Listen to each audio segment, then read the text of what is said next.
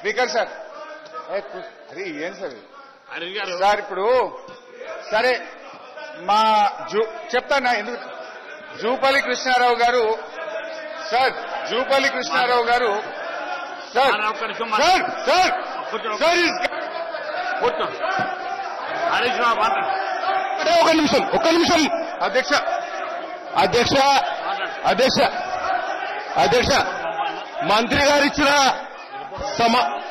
ప్రశ్న మీద సమాధానం చెప్పాల్సిన శాసనసభ్యులు డొంక తిరుగుడు సమాధానం చెప్తున్నారు అధ్యక్ష. తుమ్మిడిహట్టి దగ్గర నుంచి మేడిగడ్డ మధ్యలో వాటర్ అవైలబిలిటీని పెంచే ఏ ఉపనదులు కూడా లేవు. కేవలం ఒక పెద్ద వాగు మాత్రమే ఉన్నది.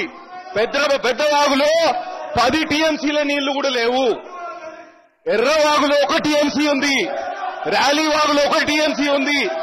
Literally there is no difference in water availability at Tummidihatti and Medigadda. వారు చెప్తున్న నివేదిక ఏదైతే ఉందో దాన్ని చదవమని విజ్ఞప్తి చేస్తున్నా. మేడిగడ్డ దగ్గర ఎక్స్ట్రా వాటర్ వచ్చే అవకాశమే లేదు. ప్రాణహితను బేస్ చేసుకునే ఈ ప్రాజెక్టు కట్టాలి. అప్పుడు తుమ్మిడిహట్టి దగ్గర ఉన్న నీళ్లే మేడిగడ్డ దగ్గర ఉంటాయి. వీరికి సమాధానం చెప్పలేక దొంగతిరుగుడు సమాధానం చెప్తున్నారు అధ్యక్ష. హరిశివ గారు మాట్లాడండి.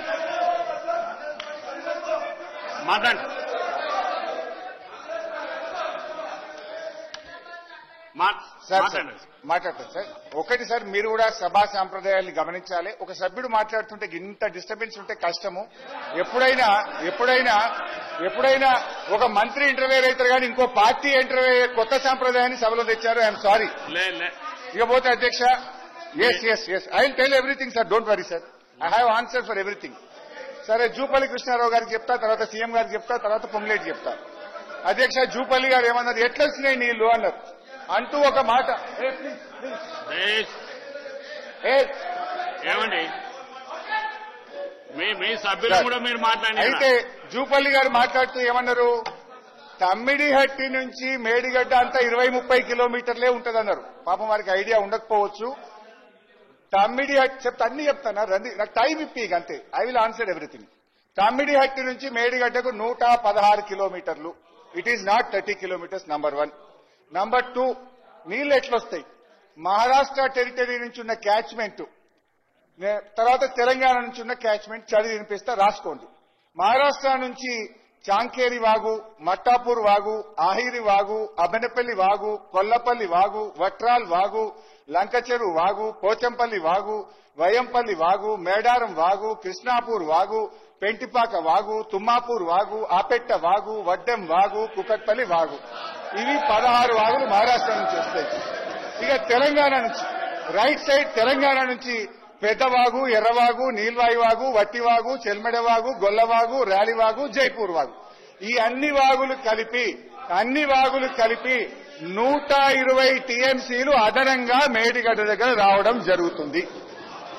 ఇక next speaker sir, please speaker sir, గౌరవ ముఖ్యమంత్రి గారు మాట్లాడుతూ, ప్లీజ్ మాట్లాడియండి దయచేసి, in the interest of state మాట్లాడదాం.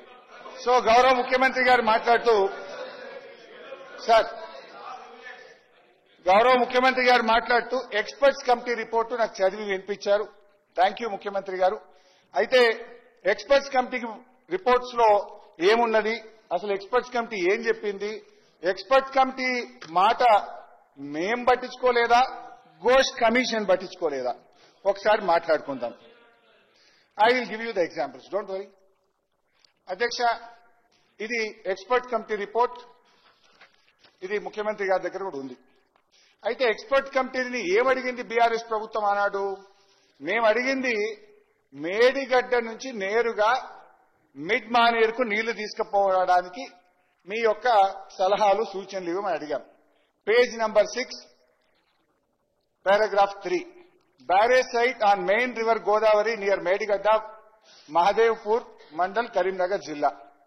The Honorable Chief Minister has ordered the Irrigation Department to explore the possibilities of construction of barrage on Godavari River near Medigadda, Mahadevpur to store 5 TMC of water in river margin and to examine whether 160 TMC water can be directly lifted to taken to Midmaner.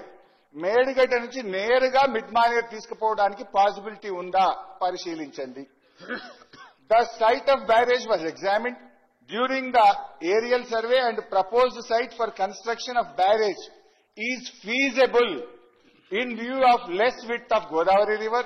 As per topo study, the FRL of the barrage can be fixed at about 105 meters without submerging Patta lands in Maharashtra site. Medigadda feasible, Medigadda దగ్గర project barrage కట్టొచ్చు అని experts committee report. అయితే ఇందులో వాళ్ళు ఏమన్నారంటే direct గా the proposed alignment of tunnel and gravity canal are passing through coal belt, Tadicherla coal block, Singareni open cast mines. Due to the presence of coal belt area in the alignment, execution of either tunnels or gravity canals may not be possible అని ఏమన్నారు. మేడిగడ్డ ఫీజబులే కానీ మేడిగడ్డ నుంచి మిడ్మానేర్కు నేరుగా నీళ్లు తీసుకుపోవడం సాధ్యం కాదని report చెప్పింది. అయితే అధ్యక్ష, interesting point now I'm coming to the crux. ఇదే ఎక్స్పర్ట్స్ కమిటీని ఘోష్ కమిషన్ కూడా పిలిచింది. ఘోష్ కమిషన్ వాళ్ళను అడిగింది, మీరు ఏం చెప్పింది అన్నాడు ఎక్స్పర్ట్ కమిటీ అని ఈ రిటైర్డ్ ఇంజనీర్లను పిలిచింది. ఈ రిటైర్డ్ ఇంజనీర్లు ఘోష్ కమిషన్ ముందు పోయి చెప్తే, మీరు మాట చెప్పడం కాదు వ్రాతపూర్వకంగా ఇవ్వమంటే, ఇది ఘోష్ కమిషన్ కు వ్రాతపూర్వకంగా రిటైర్డ్ ఇంజనీర్లు ఇచ్చిన కాపీ. ఇది నేను ఘోష్ కమిషన్ కు లెటర్ పెట్టి ఐ వాంట్ ద కాపీ అంటే ఘోష్ కమిషన్ నా పేరు మీద రాసి పంపిన అఫిడవిట్. This is affidavit. ఇందులో ఏముందో ఒకసారి చదివి వినిపిస్తా. ఏం చెప్పింది వాళ్ళు. ఘోష్ కమిషన్ కి ఏం చెప్పిందంటే పేజ్ నంబర్ 5, ఈ సంతకాలు కూడా ఉన్నాయి పేజీకి. ఇందులో ఏమన్నారు, in our report dated 7/4/2015 on barrages on Godavari and Pranahita rivers, we have recommended that construction of barrage on main Godavari river near Medigadda and lifting 160 TMC of water directly to Midmaner reservoir is not desirable due to prohibitive cost and time consumption and also has to pass through coal belt.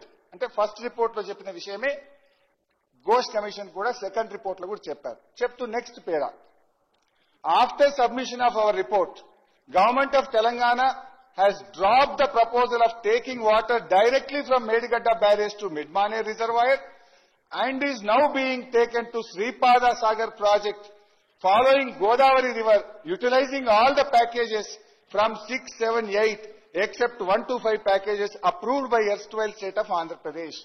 మా సూచన మేరకే direct తీసుకుపోవడం మానుకొని గోదావరి నదిని ఉపయోగించి నీళ్లు తీసుకుపోతున్నారు అనేటువంటి విషయాన్ని చాలా స్పష్టంగా వాళ్ళు చెప్పారు. అంతేకాకుండా అధ్యక్ష, ఇదే రిపోర్ట్లో చాలా స్పష్టంగా వాళ్ళు ఏమన్నారంటే,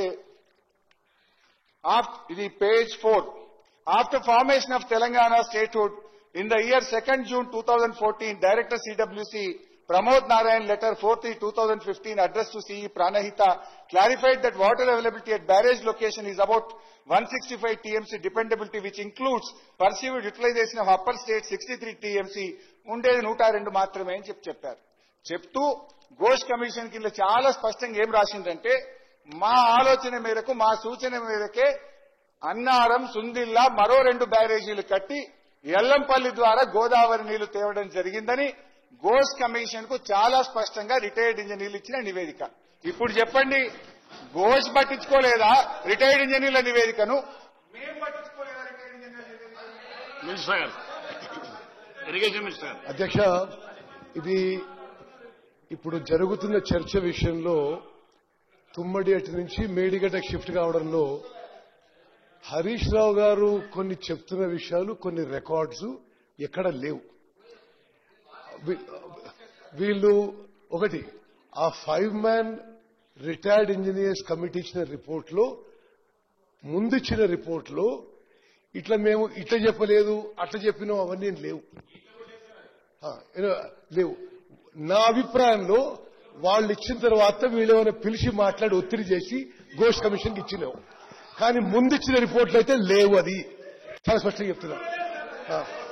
రెండో విషయం, స్పీకర్ సార్, నేను సభ్యులందరికీ పదవేస్తున్నా. ఒక నిమిషం, ఇది మొత్తం జరిగిన విషయాల్లో కుట్రపూరితంగా తుమ్మడి అట్టి నుంచి మేడిగడ్డకి షిఫ్ట్ చేయడం జరిగింది. 63 టీఎంసీలు తుమ్మడి అట్టి చెప్తే మరి మేడిగడ్డ కూడా చెప్పినది అది చెప్తలేదు. మీరు ఏ విధంగా అయితే అప్పర్ రైపేరియర్ స్టేట్స్ ఎక్కువ ఆడుకుంటే తుమ్మడి అట్టి దగ్గర తగ్గొచ్చు అనే ప్రమాద హెచ్చరిక ఇచ్చిండ్రు, సేమ్ ప్రమాద హెచ్చరిక మేడిగడ్డ కూడా చెప్పిన వాళ్ళు. ఇది ఈ ప్రాజెక్ట్ షిఫ్టింగ్ లో ఈ మొత్తము ఘోష్ ఒక సుప్రీంకోర్టు జడ్జి సంవత్సరంన్నర చేసిన స్టడీలో 50% వర్క్ దీని మీదనే. ఎందుకు షిఫ్ట్ చేసిండ్రు వీళ్ళు తుమ్మడేటి నుంచి మేడిగడ్డకి? 38,000 కోట్లు అయ్యే ప్రాజెక్టు 1,47,000 కోట్లకు ఎందుకు పెంచిండ్రు? ఆయన జడ్జిమెంట్ ప్రకారము వీళ్ళు కుట్రతో అవినీతి కోసం దోచుకోవడానికి మాత్రం తుమ్మడేటి నుంచి మేడిగడ్డ షిఫ్ట్ చేసిండ్రు. ఇక ఇప్పుడు ఆయన జడ్జిమెంట్ ఇచ్చింది కాబట్టి చెత్త రిపోర్టు, ఈవో రిపోర్టు ఇవన్నీ మాట్లాడితే ఎట్లా? He has directly indicted former Chief Minister Harish Rao. Is shifting of Tummadiatti to Medigadda is a wrong decision. It is not an honest decision. It is not a sincere decision అని supreme court judge గారి report లో 100 పేజీలు 100 మందితో మాట్లాడి return affidavit తీసుకొని ఇచ్చిండు. మరి అన్ని మాటలు హరీష్ రావు గారు భారత ప్రభుత్వానికి సలహాదారున్న శ్రీరామ్ వెదిరే గారి అఫిడవిట్ గురించి మాట్లాడేది. ఖచ్చితంగా ఆయన కమిషన్ కి వీళ్ళు అబద్దాలు చెప్తున్నారు. కేవలం తుమ్మడిహట్టి నుంచి మేడిగడ్డ షిఫ్ట్ చేయడానికి ఇదంతా ఒక కుట్ర జరిగింది. తుమ్మడిహట్టి దగ్గర ఇప్పుడు ఎంత నీళ్లు ఉన్నాయో అంత నీటికి అప్పర్ రైపేరియర్ స్టేట్స్ వాడితే కొంత తగ్గొచ్చు. మేడిగడ్డలో కూడా అదే ప్రమాద హెచ్చరిక ఇచ్చిండ్రు. తుమ్మడిహట్టిలోనే కడితే బెటర్ ఇచ్చిన అఫిడవిట్ ఆయన గవర్నమెంట్ ఇండియాకి అడ్వైజరు. ఆయన ఇచ్చిన విషయం కూడా మరి అందరికీ తెలుసు. ఆ విషయం మాట్లాడుతున్నారు వీళ్ళు. అధ్యక్ష, ఈ మొత్తం రిపోర్ట్ లో చర్చలో మోస్ట్ ఇంపార్టెంట్ విషయం ఏంటంటే తుమ్మడిహట్టి నుంచి మేడిగడ్డకి బ్యారేజ్ షిఫ్ట్ చేసి ఒకటి శాశ్వతంగా తెలంగాణ నష్టపోయింది. తుమ్మడిహట్టి దగ్గర ఆల్రెడీ ఇది ఏబీపీ ప్రోగ్రామ్ లో accelerated irrigation benefit program government of ఇండియాలో ఇంక్లూడ్ అయింది.